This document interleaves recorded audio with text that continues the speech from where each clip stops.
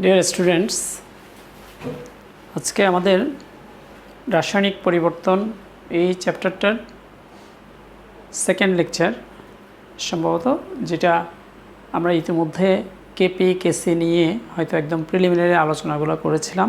আজকে সেটার কিছু অঙ্ক দেখাবো এবং সেটা তোমরা একটু মনোযোগ সহকারে দেখবে। তো আমি অঙ্ক দেখানোর সময় হয়তো কিছু ম্যাথমেটিক্যাল টার্ম থাকবে যেগুলো আমি হয়তো তাৎক্ষণিকভাবে অঙ্ক করতে গেলে হয়তো অনেক টাইম কনজিউমিং একটা ব্যাপার, সেটা তোমাদের আমি হয়তো ম্যাথমেটিক্যাল ফর্মুলাগুলো কীভাবে করতে হয় সেটাই দেখাবো। ডিটেলস তোমরা নিজেরা করে নিবে। তো দেখো, একদম শুরুর দিকে যখন আমরা আলোচনা করব, বিশেষ করে আমাদের এখানে বেশ কিছু বিক্রিয়া আছে যেগুলা কেপি এবং কেসি এর রাশিমালা নির্ণয়, এটাই কিন্তু পরীক্ষায় আসে। তো সেই জিনিসগুলো রাশিমালা কীভাবে নির্ণয় করতে হয়, কিংবা যদি ম্যাথমেটিক্যাল টার্মও থাকে, ম্যাথমেটিক্যাল টার্মগুলো আমরা কিভাবে ইমপ্লিমেন্ট করব, প্রয়োগ করব, সেটা তোমাদেরকে একদম ডিটেলস দেখাবো। কারণ এর আগের ক্লাসে আমি ভর ক্রিয়াসূত্র এবং কেপি কেসি সম্পর্কে একদম প্রিলিমিনারি আইডিয়াটা দিয়েছিলাম এবং কেপি ও কেসি এর মধ্যে যে সম্পর্কটা ছিল সেটাও দেখিয়েছিলাম। তো আমাদের দ্বিতীয় লেকচারের পরেই এরপরে আমরা চলে যাব পিএইচ বাফার দ্রবণে। তোমরা সিরিয়ালি ক্লাসগুলো যদি দেখো তাহলে ইনশাল্লাহ প্রত্যেকটা টপিক তোমরা ভালোভাবে আয়ত্ত করতে পারবে। তো দেখো, প্রথমেই আমরা কেপি এবং কেসি নিয়ে আমি একটা উদাহরণ দিই। ধরো আমার একটা বিক্রিয়া আছে, নাইট্রোজেন প্লাস 3 হাইড্রোজেন, এটা বিক্রিয়া করে আমরা NH3 উৎপন্ন করলাম, যেটা এই অ্যামোনিয়াটা 2 মোল অ্যামোনিয়া উৎপন্ন হলো। এখন এই বিক্রিয়া নিয়েই আমি মূলত তোমাদেরকে ডিটেলস কেপি কেসি কীভাবে নির্ণয় করতে হয় সেই জিনিসগুলো দেখাবো। তাহলে সেক্ষেত্রে আমাদের খুব ইম্পর্ট্যান্ট একটা জিনিস, সেটা হচ্ছে এই উপাদানগুলোর প্রথমেই একটা বিক্রিয়া যখনই আমি পাবো, সেটা আমার প্রথমেই সেটা সমতা করা আছে কিনা সেটা দেখে নিতে হবে। তার মানে এখানে নাইট্রোজেন 3 হাইড্রোজেন বিক্রিয়া করে 2 অ্যামোনিয়া 2 মোল অ্যামোনিয়া উৎপন্ন হয়েছে, সেটা কিন্তু সমতা করাই আছে। সুতরাং এরপরে যেটা আমার উদ্দেশ্য থাকবে, অর্থাৎ এই বিক্রিয়ার আমি যদি কেসি নির্ধারণ করি, তাহলে কেসি সমান যেটা শো করবে সেটা হচ্ছে এই বিক্রিয়ার কেসি, যেটা ঘনমাত্রার সাপেক্ষে সাম্যধ্রুবক, সেটা হচ্ছে উপরে উৎপাদের ঘনমাত্রা অ্যামোনিয়া এবং সেটা হোল স্কোয়ার ডিভাইড বাই নাইট্রোজেনের ঘনমাত্রা ইন্টু হাইড্রোজেনের ঘনমাত্রা হোল কিউব। কারণ এটা ইতিমধ্যেই বলা আছে যে উপযুক্ত ঘাত সহ, অর্থাৎ অ্যামোনিয়ার যে মোল সংখ্যা আছে সেটা 2 মোল, সেটা এখানে গিয়ে স্কোয়ার হবে। আর নাইট্রোজেন যেতে 1 মোল, সেটা শুধু নাইট্রোজেনের ঘনমাত্রা, আর হাইড্রোজেনের ঘনমাত্রা হোল কিউব যেহেতু সেটা 3 মোল ছিল। অর্থাৎ আমি যখন একটা বিক্রিয়ার কেসি নির্ধারণ করব, সেক্ষেত্রে কিন্তু ঘনমাত্রার ব্যাপারটা আসবে। উপরে উৎপাদের ঘনমাত্রা এবং নিচে বিক্রিয়কের ঘনমাত্রা, এবং সেটা উপযুক্ত ঘাত সহ। আবার একইভাবে যখন আমরা এটার কেপি নির্ধারণ করব, তাহলে সেটা কেপি কী হবে, সেটা হবে উপরে হচ্ছে অ্যামোনিয়া যেটা আছে সেটার আংশিক চাপ PnH3 এবং সেটা whole square divide by Pn2 into PH2 whole cube. অর্থাৎ আমার কেসি নির্ধারণ করার ক্ষেত্রে সেটা ঘনমাত্রা আসবে, আর কেপি নির্ধারণের ক্ষেত্রে সেটা আসবে আংশিক চাপ। এবার তোমাদেরকে আরেকটা ধারণা দিই, সেটা হচ্ছে আমরা যখন কেপি কিংবা কেসি এটা নির্ধারণ করব, তখন কিন্তু ঘনমাত্রা যে কোনো জিনিসের যে কোনো উপাদানের ঘনমাত্রা নির্ণয় করতে হলে আমরা যদি এইখানে একটু করে দেখাই, যে আমরা জানি ঘনমাত্রা সমান ঘনমাত্রা equals mole per litre, mole divide by আয়তন।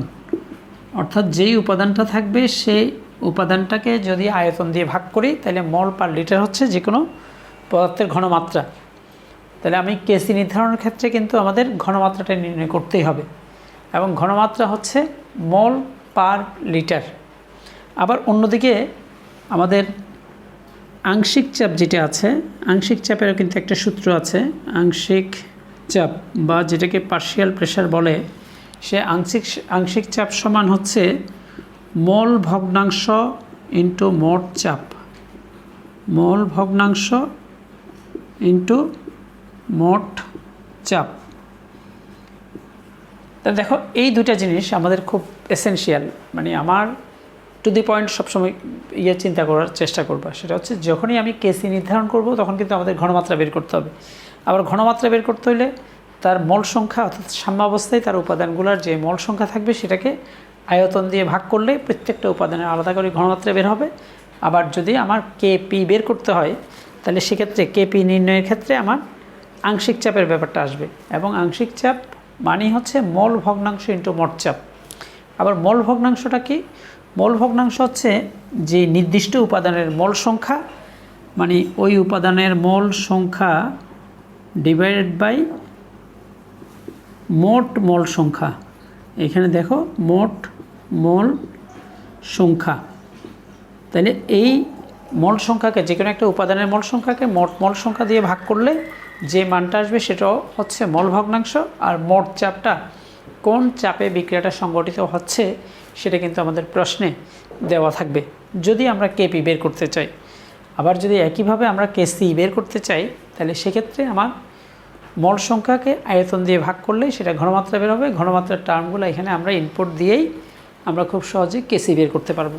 আবার কোনো একটা বিক্রিয়ার আইদার কেসি অর কেপি যদি বের করি, এরপরেই আমাদের KP equals KC R T to the power delta N যে সমীকরণটা আছে, গত ক্লাসে আমি যেটা ডিরাইভেশনটা দেখিয়েছিলাম যে কেপি এবং কেসির মধ্যে যে সম্পর্ক সেটা দিয়ে কিন্তু আমরা একটা দেওয়া থাকলে অন্যটা খুব সহজে বের করতে পারি।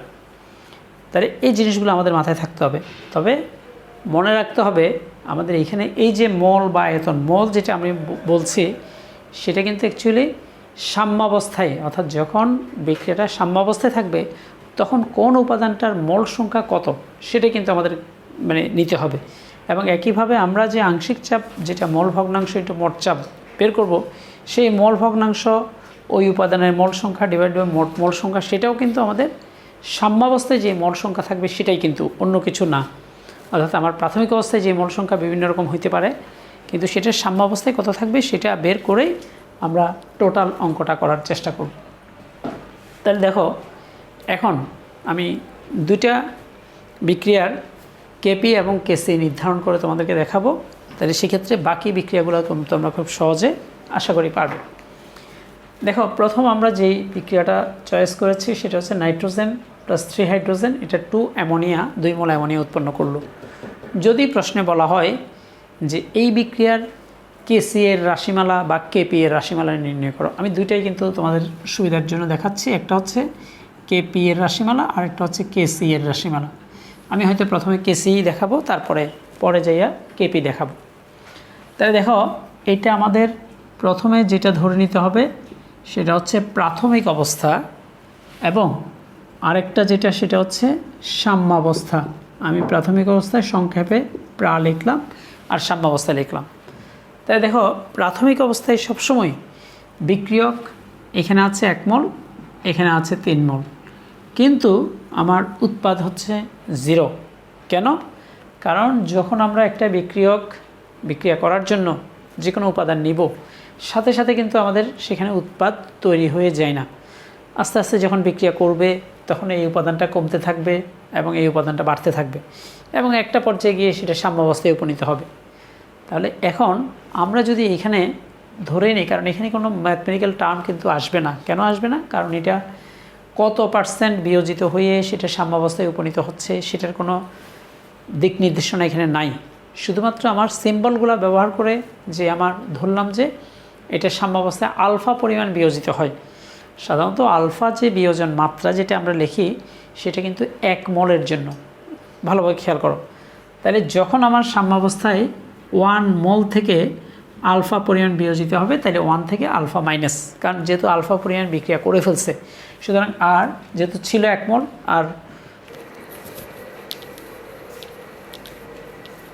তাহলে দেখো সাম্যাবস্থায় যদি আমি এটা 1 মোল থেকে আলফা পরিমাণ বিয়োজিত হয়, তাহলে স্বাভাবিকভাবে আমার এখানে যেটা 3 মোল আছে, তাহলে 3 মোল থেকে 3 × 1 - আলফা পরিমাণ বিয়োজিত হবে। অর্থাৎ আমার 1 মল থেকে যতটুকু বিয়োজিত হবে 3 মল থেকে তার 3 গুণ পরিমাণ বিয়োজিত হবে, সেজন্য 3 × 1 - আলফা। আর ঠিক সেই সময় এটা অ্যামোনিয়া যেটা উৎপন্ন হবে সেটা হবে 2 আলফা। দেখো এই জিনিসটা অনেকের হয়তো কিছুটা বিভ্রান্তি আসতে পারে যে আসলে এই যে এখানে আমি 1 - আলফা, এটা 3 × 1 - আলফা কিংবা এটা 2 আলফা কেন লিখলাম। দেখো খুব স্বাভাবিক কথা হচ্ছে, যখনই আমি বিয়োজন মাত্রা আলফা ধরবো, সেটা কিন্তু বিয়োজন মাত্রা আলফাটা হচ্ছে 1 মল থেকে আলফা পরিমাণ বিয়োজিত হওয়া। তাহলে 1 মল থেকে আলফা পরিমাণ যদি চলে যায় বা আলফা পরিমাণ বিয়োজিত হয়, বিক্রিয়া করে, তাহলে বাকি অবশিষ্ট থাকবে 1 - আলফা। আর 1 মল থেকে যতটুকু বিয়োজিত হবে 3 মল থেকে তার 3 গুণ পরিমাণ বিয়োজিত হবে, মানে 3 - 3 আলফা, যেটা আমি সংক্ষেপে 3 কমন নিয়ে সেটা 3 × 1 - আলফা লিখলাম। ঠিক সেই মুহূর্তে এইটা 2 আলফা লেখার পিছনে কারণ হচ্ছে, বিক্রিয়া থেকে দেখা যায় যে 1 মল নাইট্রোজেন বিক্রিয়া করলেই 2 মল অ্যামোনিয়া উৎপন্ন হয়। অর্থাৎ নাইট্রোজেন যত মল বিক্রিয়া করবে বা যতটুকু বিক্রিয়া করবে তার ডাবল মল অ্যামোনিয়া উৎপন্ন হবে। তাহলে নাইট্রোজেন যেহেতু বিক্রিয়া করছে এখানে, যেটা বিয়োজন মাত্রা আলফা, সুতরাং আলফার ডাবল এটা উৎপন্ন হবে। তাহলে আলফার ডাবল হচ্ছে 2 আলফা। সেই জন্য আমরা এখানে লিখলাম 2 আলফা, এটা 3 × 1 - আলফা, এবং এটা হচ্ছে সিম্পলি 1 - আলফা। দেখো আমি প্রথমে বলছিলাম যে এটা কেপি এবং কেসির রাশিমালা যদি আমি আলাদা করে লিখতে চাই, তাহলে সেক্ষেত্রে আমাদের কেসিটা কিছুটা ইজি, কারণ কেসি নির্ণয় করতে হলে আমাকে ঘনমাত্রা বের করতে হবে। ঘনমাত্রার জন্য তার সাম্যাবস্থায় যে উপাদানগুলো যত মল আছে সেটাকে শুধুমাত্র আয়তন, যেটা লিটার এককে আয়তন দিয়ে ভাগ করলেই সেটা মল পার লিটার বা ঘনমাত্রা বের হয়ে যাবে। কিন্তু আমাদের আংশিক চাপ বের করতে হলে আবার টোটাল সবগুলোর মল সংখ্যা যোগ করতে হবে, তারপর সেটাকে মল ভগ্নাংশে পরিণত করে মোট চাপ দিয়ে গুণ করতে হবে। কিন্তু যেহেতু আমার কেসি নির্ণয়টা কিছুটা ইজি, আমি সেটাই প্রথমে দেখাচ্ছি, পরে আমরা কেপি কীভাবে নির্ণয় করতে হয় সেটাও দেখিয়ে দিব। তো দেখো এই ক্ষেত্রে যেহেতু আমি সাম্যাবস্থায় প্রত্যেকটা উপাদানের মোল সংখ্যা এটা এত পেলাম, তবে এখানে একটা জিনিস মানে তোমাদের জন্য বলি, সেটা হচ্ছে যখনই আমি এখানে 1 - আলফা, 3 × 1 - আলফা, 2 আলফা লিখলাম, তার মানে আলফা টার্মটা কিন্তু আমার এখানে নতুন এসছে। সুতরাং আলফাটা দিয়ে কি বোঝানো হচ্ছে সেটা একটু ব্র্যাকেটে যদি লিখে দিই, যে আলফা বিয়োজন মাত্রা, তাহলে অনেক সময় এক্স দিয়েও বিয়োজন মাত্রা করা হয়, নির্ধারণ করা হয়, তাহলে আলফাটা হচ্ছে বিয়োজন মাত্রা, তাহলে সেটাও আমি লিখে দিলাম। অর্থাৎ আমার এখানে যে নতুন টার্মটা এসছে সেটার ক্লারিফিকেশনটা দিলাম, ব্যাখ্যাটা দিলাম। এইবার দেখো আমাদের উদ্দেশ্য হচ্ছে, আমরা কিন্তু উপরে একটু লিখে রাখি, আমরা কেসি এর রাশিমালা নির্ণয় করতে যাচ্ছি, কেসি। সুতরাং কেসিটা অ্যামোনিয়া, নাইট্রোজেন এবং হাইড্রোজেনের তিনটারই ঘনমাত্রার সাথে রিলেটেড, এবং ঘনমাত্রা ইতিমধ্যেই বলেছি যে সাম্যাবস্থায় যে মোল সংখ্যা থাকবে সেটা আয়তন দিয়ে ভাগ করলে কিন্তু সেটা ঘনমাত্রা হবে। তাহলে ইন্ডিভিজুয়ালি আমি প্রত্যেকটা উপাদানের, সুতরাং নাইট্রোজেনের ঘনমাত্রা N2 = 1 - আলফা / V, এবং সেটা যদি আমি এইভাবে করি সেটা হচ্ছে মল পার লিটার। ধরো আমি 1 - আলফা যেটা আছে সেটা মোল সংখ্যা, তার নাইট্রোজেনের মোল সংখ্যা সাম্যাবস্থায় আছে, এবং আয়তনটা আমি যেই পাত্রে বিক্রিয়াটা সংগঠিত করছি সেটা হচ্ছে V লিটার। পাশে সেটাও মানে ব্যাখ্যাটা দিতে পারো, V = আয়তন ব্র্যাকেটের লিটার এককে। তাহলে এটা যখন লিটার এককে আয়তনটা হবে, তাহলে 1 - আলফাকে V দিয়ে বা আয়তন লিটার এককে আয়তন দিয়ে ভাগ করলেই আমরা নাইট্রোজেনের ঘনমাত্রা পাবো 1 - আলফা / V মল পার লিটার। তো একইভাবে আমার হাইড্রোজেনের ঘনমাত্রা যদি আমি বের করি, তাহলে হাইড্রোজেনের ঘনমাত্রা = 3 × 1 - আলফা / V, তাও কিন্তু মল পার লিটার। এবং স্বাভাবিকভাবে আমাদের আরেকটা উপাদান যেটা আছে সেটা হচ্ছে অ্যামোনিয়ার ঘনমাত্রা, তাহলে এটা হবে 2 আলফা / V, এবং সেটাও এককটা আমাদের মল পার লিটার। তাহলে দেখো আমি তিনটা উপাদান যখন পেয়ে গেলাম, নাইট্রোজেন, হাইড্রোজেন এবং অ্যামোনিয়া, আমরা কিন্তু বারবারই বলছি যে এটা কেসি এর রাশিমালা নির্ণয় করছি। সুতরাং পরে আমরা কেপি এর রাশিমালা কীভাবে নির্ণয় করব সেটা দেখাবো। তাহলে এখন কেসি এর জন্য আমার তিনটা উপাদানেরই ঘনমাত্রা লাগবে, সেই তিনটা উপাদানের ঘনমাত্রা আমি পেয়ে গেলাম। সুতরাং আমরা যদি এই পাশ করে আমি এই অংশটা মুছে দিচ্ছি, তাহলে এই অংশটা যদি আমি এখানে মুছে দিই, তাহলে দেখো সেটা আমি খুব সহজেই এখানে বের করতে পারবো। তাহলে আমরা এখন যেটা লিখব সেটা হচ্ছে কেসি। সুতরাং এখানে যদি বের করি, সুতরাং কেসি ইকুয়ালস, উপরে হবে আমাদের এই যে অ্যামোনিয়ার ঘনমাত্রা NH3, এটার ঘনমাত্রা হোল স্কয়ার, নিচে হচ্ছে নাইট্রোজেনের ঘনমাত্রা ইনটু হাইড্রোজেনের ঘনমাত্রা হোল কিউব। তাহলে মানগুলো যদি আমি এখান থেকে দেখে দেখে বসাই, অ্যামোনিয়ার যে মানটা আছে সেটা হচ্ছে 2 আলফা ডিভাইড বাই ভি এবং সেটা হোল স্কয়ার, এবং নাইট্রোজেনের যে ঘনমাত্রা আছে সেটা হচ্ছে 1 minus alpha divide by V into, এরপরে আমাদের যেটা আছে 3 into 1 minus alpha divide by V. এটা যদি আমরা দুইটাই যেহেতু ফার্স্ট ব্র্যাকেট হয়ে গেছে, সেকেন্ড ব্র্যাকেট দিয়ে হোল কিউব লিখতে পারি। দেখো এখন এই জিনিসগুলো করার সময় একটু ঠান্ডা মাথায় করবা, যাতে কোনো ভুলভ্রান্তি না হয়। তাহলে দেখো উপর টার্মটা যদি আমি এখনও পর্যন্ত আমরা ভগ্নাংশ রেখেই দিই, তাহলে সেক্ষেত্রে এটা হবে 4 alpha square divide by V square, আর নিচে এখানে 1 minus alpha divide by V into, এটা দেখো 3কে যদি আমি কিউব করি তাহলে 27 এবং 1 মাইনাস আলফা হোল কিউব এবং এখানে ভি কিউব।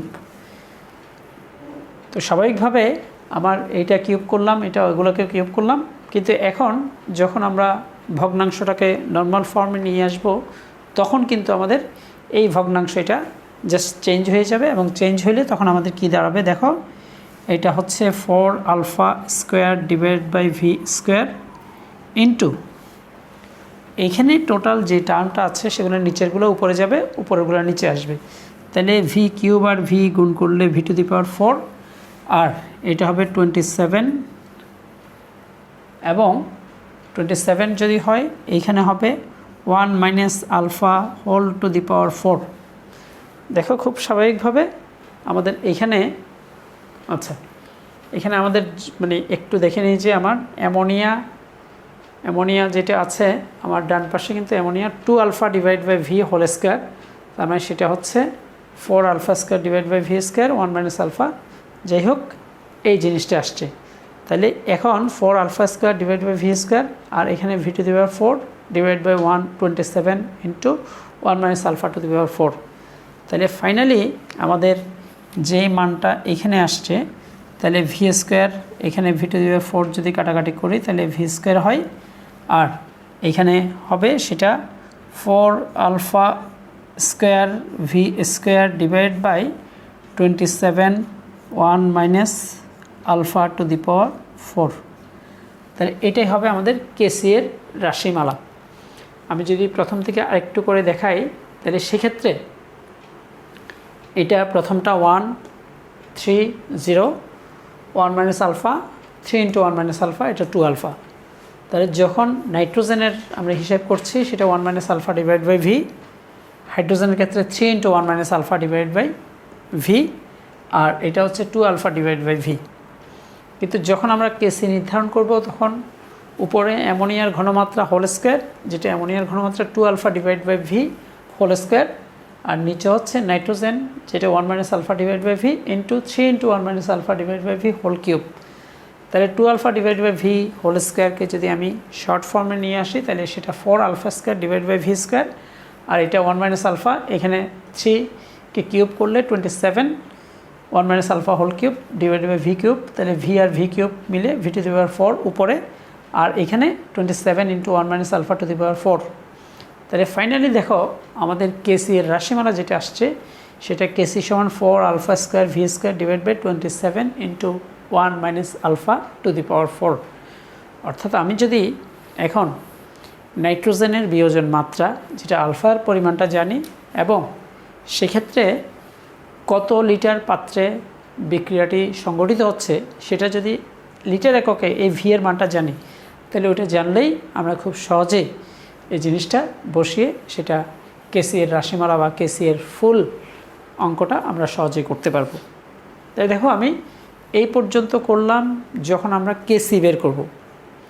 লক্ষ্য করো, যদি আমি কেসি এর বদলে কেপি বের করতে চাই, তাহলে সেক্ষেত্রে আমার প্রথম থেকে নাইট্রোজেন, হাইড্রোজেন, অ্যামোনিয়া বিক্রিয়া হবে।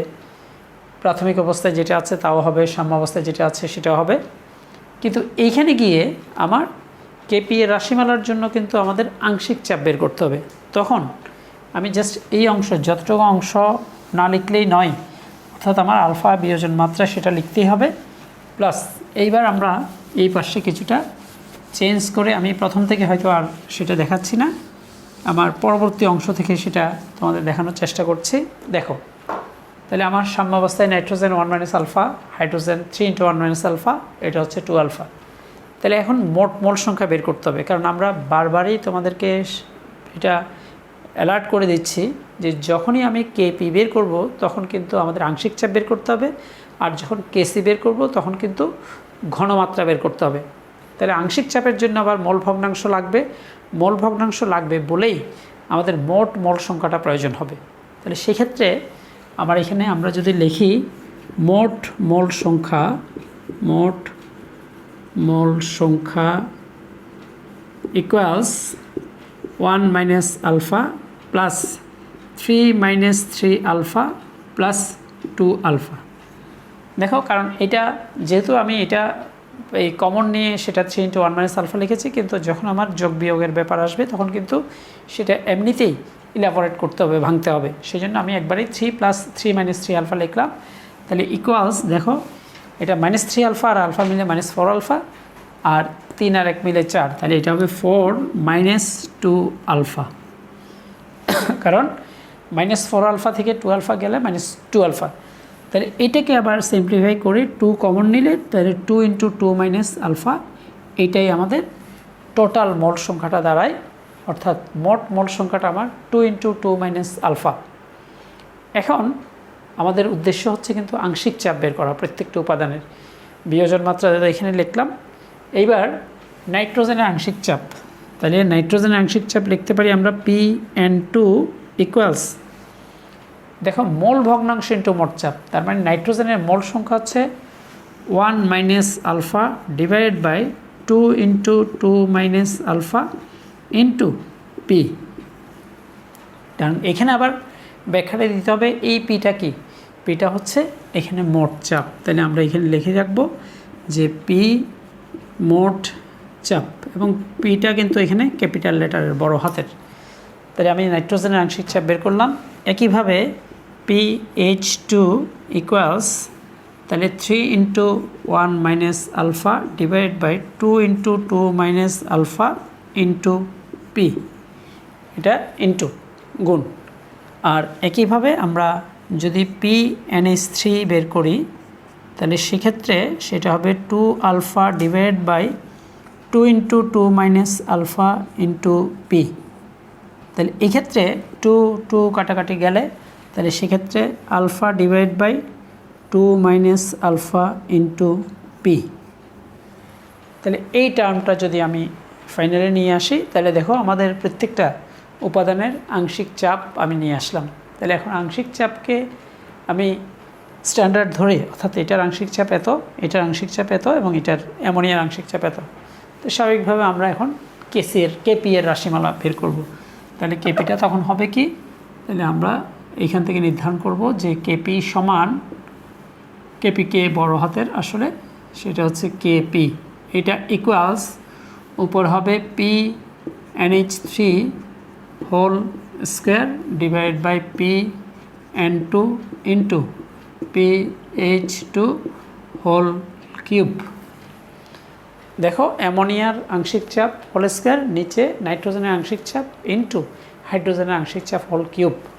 তাহলে স্বাভাবিকভাবে আমি যদি এই মানগুলো এখন এখান থেকে বসাই তাহলে PNH3 যেটা, সেটা হচ্ছে alpha into P divide by 2 minus alpha whole square divide by PN2 যেটা আছে সেটা হচ্ছে 1 minus alpha divide by 2 into 2 minus alpha into P.